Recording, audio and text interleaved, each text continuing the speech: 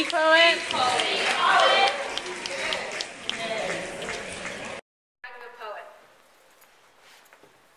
You could say that I started writing rhymes in the womb.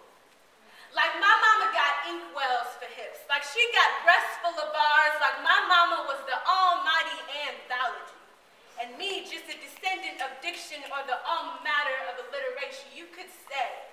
I started rhyming on my way up. Like my verses engraved on the sidewalk, like you could hopscotch along the top of my mind as it's a puppet master of these appendages in mine. Like my verses engraved on the back of the bus, they make you bounce as much and such. Involuntary, reactionary, but this is just a preliminary because the way I spit got you leaning to the side, hat cocked back and ears cocked forward, but keep that pen out your hand because I ain't hired you to be my secretary. And that's yes. And even so, I'm the boss. Matter of fact, queen, lean, mean, have you been for what's in between these lines? But I remain a mystery, and this paper might as well be my pottery. I got clay tattooed underneath my fingertips, and I smell like long nights, and all my diaries are coffee stained.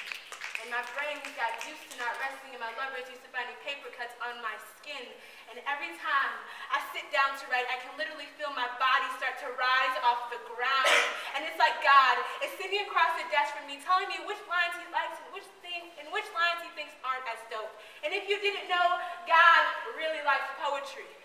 And he snaps and claps at lines he deems are worthy. You could say, I started rhyming in the streets. Back alley prophecy with nothing but our throats for bass drums. Red and blue flashes were our stage lights. I think I'd even keep rhyming in handcuffs. As long as my tongue is still free, liberated. And I'm surrounded by 16 bars in a 4x4 cell with 2 hands ready to write 1 million poems. And I fill these jail walls with the scriptures, letting them all know that poets are the savior of the page. Speak poet. You could say I stopped rhyming on this here stage because this is no longer lines or verses or words. This is divine intervention on notebook pages. Heavenly dust in number 2 pencils. This is God on our very tongues. You can call this